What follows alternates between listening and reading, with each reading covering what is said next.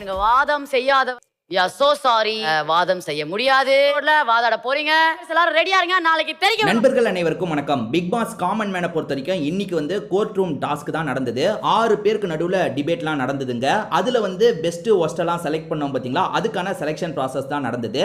ஜட்ஜஸா முதல்ல யாரெல்லாம் இருந்தீங்கன்னு கேட்கும்போது ஒரு 6 பேர் எந்திரிக்கிறாங்க. அபிநயா, சம்யுக்தா, டார்வின், அதுக்கப்புறம் திவ்யா, வேலண்டினா, முனியம்மாக்கா, இதை தாண்டி வந்து இன்னொன்று பொண்ணு அந்த கரிஷ்மான்ற பொண்ணு, இவங்கெல்லாம் நிற்கிறாங்க. இதுல வந்து நீங்களே வந்து யாரு வந்து ஒஸ்டா பண்ணதா சொல்லுங்க இந்த மாதிரி கேட்கும்போது எல்லாருமே நிறைய பேர் என்ன பண்றாங்கன்னா வந்து இந்த மாச சம்யுக்தாவோட பேரை சொல்லிட்டு இருக்காங்க.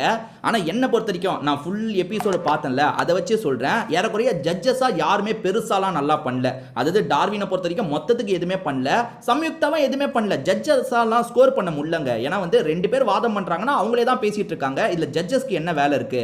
ஸோ ஜட்ஜஸ்ல வந்து எல்லாருமே ஒஸ்டா தான் பண்ணாங்க. பெஸ்ட் ஒஸ்ட்லாம் சூஸ் பண்ண முடியாது. ஆனா எல்லாருமே சேர்ந்த மாதிரி சம்யுக்தாவை வந்து சொல்லிக்கிட்டே இருந்ததுனால சம்யுக்தா மாட்டிக்கிட்டாங்க. சம்யுக்தாக்கு இப்ப ரெட் கலர் பேட்ச் போட்டு விடுறாங்க. ஏற்கனவே சம்யுக்தா ஒரே ஒரு கிரீன் பேட்ச் வாங்கினாங்க, அந்த சேர்த்து டாஸ்க்ல வாங்கினாங்கன்னு நினைக்கிறேன். இப்போ வந்து ஒரு ரெட் கலர் வாங்கிட்டாங்க. ரெட் கலர் வாங்கினவங்க என்ன சொல்றாங்கன்னா, எல்லாருமே வந்து என்ன மாட்டி விட்டுட்டாங்க, என்ன விடலாம் ஒஸ்டாலாம் பண்ணதான் செஞ்சாங்க, ஆனா என்ன மாட்டி விட்டுட்டாங்க, ஒன்றும் பிரச்சனை இல்லை, இப்போ ஒரு ரெட் கலர் தானே வாங்கியிருக்கேன், இதை நான் எப்படியாவது பேலன்ஸ் பண்ணிடுவேன்னு சொல்லும் போது, என்னம்மா ரெட் வாங்கியிருக்க, நீ எப்படிமா பேலன்ஸ் பண்ணுவ, திடீர்னு நீ வெளியே போயிட்டா அப்படின்னும் போது, இல்ல இல்ல 2 வாங்கினவங்களாம் இருக்காங்கல்ல, நான் 1 தானே வாங்கியிருக்கேன்னு சம்யுக்தா சொல்லும் போது, இல்ல இல்ல அப்படி நாங்க 2 வாங்கினவங்கள தான் அனுப்புவோம், 1 வாங்கினவங்கள அனுப்ப மாட்டோம்லாம் கிடையாது, ஒன்ன கூட திடீர்னு அனுப்பலான்ற மாதிரிலாம் பேசும்போது அதுக்கும் அந்த பொண்ணு சமாளிக்கிற மாதிரி தான் சொல்லிட்டு இருந்தாங்க. என்ன பொறுத்த வரைக்கும் ஜட்ஜா இருந்த எல்லாருமே ஒஸ்டா தான் இருந்தாங்க, பெருசா சொல்லிக்கிற மாதிரி இல்ல. அப்படி நீங்க ஹைலைட்டா சொல்லணும்னா கரிஷ்மாவை தான் சொல்லியிருக்கணும். ஏன்னா கரிஷ்மா மாத்தி மாத்தி சொல்றாங்க. முதல்ல வந்து அரவிந்த் டீம் ஜெயிச்சதா சொன்னாங்க, அதுக்கப்புறம் இந்த டீம் தடீஸ்வரன் டீம் தான் ஜெயிச்சதா சொன்னாங்க. ஸோ அவங்க தான் கொஞ்சம் குழப்பினாங்க. அவங்க குழப்பமான ஜட்ஜா இருந்ததுனால அவங்கள தான் சொல்லியிருக்கணும். நிறைய பேர் சம்யுக்தாவை சொன்னதுனால சம்யுக்தாக்கு தந்த மாதிரி தான் இருந்தது. சம்யுக்தா தான் மொக்கையா ஜட்ஜிங் பண்ணாங்களான்னு கேட்டிங்கன்னா அப்படிலாம் கிடையாது, எல்லாருமே கொஞ்சம் மொக்கையா தான் பண்ணாங்க. ஆனால் சம்யுக்தா வாங்கிட்டாங்க. சரி ஓகே, அடுத்ததா வந்து வாதம் பண்ணதுல யாரு மொக்கையா பண்ணாங்க அப்படின்றத செலக்ட் பண்றதுக்கு முடிவு பண்றாங்க. நீங்களே எந்திரிச்சிருங்க, அதாவது நாங்க கம்மியா பண்ணோம்னு யார் நினைக்கிறீங்களோ எந்திரிச்சிருங்கன்னும் போது இந்த இடத்துல பிரியங்கா பால் எந்திரிச்சாங்க, அதே மாதிரி அபிநயா எந்திரிச்சாங்க. சத்தியமா என்னால இந்த விஷயத்தை ஏத்துக்கவே முடியலங்க. அவங்களே அவங்கள கொஞ்சம் குறைவா நினைக்கிறாங்கன்னா எப்படின்னு தெரியல. ஏன்னா இவங்க 2 பேருமே வாதத்துல சில பாயிண்ட் சூப்பரா தான் வச்சாங்க. இந்த பிரியங்கா பால்லாம் வந்து ஆரி இடத்துல வந்து ஒரு கேள்வி கேட்கும் போது சூப்பரான பாயிண்ட் வச்சாங்க. ஆனா இவங்களே வந்தாங்கல்ல, அதனால வந்து இவங்க 2 பேர்ல யாரையாவது சூஸ் பண்ணலான்ற மாதிரி முடிவு பண்ணிட்டாங்க. அதாவது வந்து இந்த பிரியங்கா பால் என்ன சொல்றாங்கன்னா, நான் நல்லா தான் பேசினேன், ஆனா இன்னும் நல்லா பேசியிருக்கலாம், அதனால எனக்கு கொஞ்சம் லைட்டா நான் சரியா பண்ணலையோன்னு தோணுச்சு, அதனால தான் வந்தேன்னு சொல்றாங்க.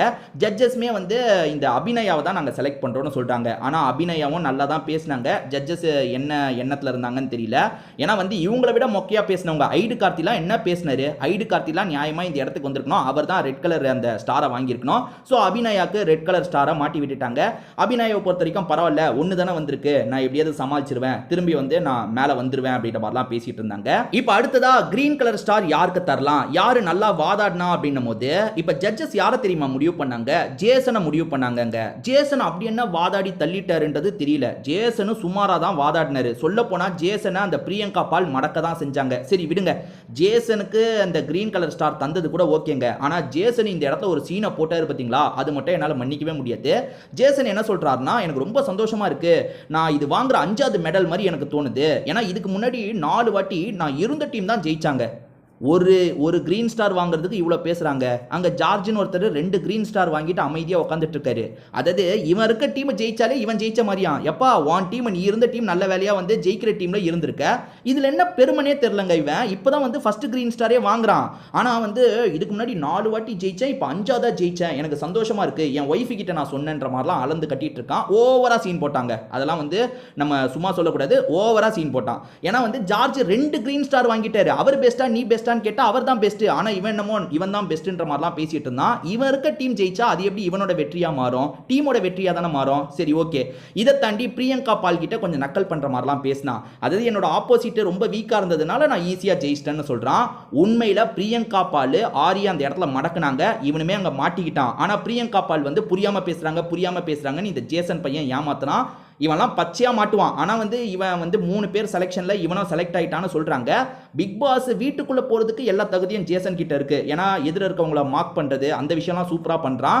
ஏன்னா கடைசியில பிரியங்கா பால அந்த அளவுக்கு மார்க் பண்ணிட்டு இருக்காங்க. நீலாம் எனக்கு ஒரு ஆளே கிடையாதுன்ற மாதிரிலாம் மார்க் பண்ணிட்டு இருந்தான். பிரியங்கா பாலும் சும்மா சொல்லக்கூடாது, அவனுக்கு பதிலடி தர மாதிரிலாம் தைரியமா பேசினாங்க. ஒரு டாஸ்க், அதாவது ஒன்னுத்துல ஜெயிச்சிட்டதுக்காக ரொம்ப ஆடாதப்பா, காலம் வந்து மாறிக்கிட்டே தான் இருக்கும், அடுத்து நானுமே ஜெயிப்பேன், எல்லாமே மாறதான் செய்யும்ன்ற மாதிரி பதிலடிலாம் கரெக்டாக தான் தந்தாங்க. பையன் கொஞ்சம், அதாவது கான்ஃபிடென்ட்டாக பேசலாங்க, தப்பு இல்லைங்க, கான்ஃபிடென்ட் எல்லாருக்குமே இருக்கணும். ஆனால் ஓவர் கான்ஃபிடென்ட் வந்து உடம்புக்கு ஆகாது. ஸோ அதை வந்து கொஞ்சம் அதிகமாகவே ஜேசனுக்கு இருக்கிற மாதிரி தான் எனக்கு தெரியுது. பார்த்தவங்க உங்களோட கருத்தை கண்டிப்பாக கமெண்ட் செக்ஷனில் ஷேர் பண்ணிக்கோங்க. திரும்பி வேற ஒரு வீடியோவில் நம்ம பார்க்கலாங்க.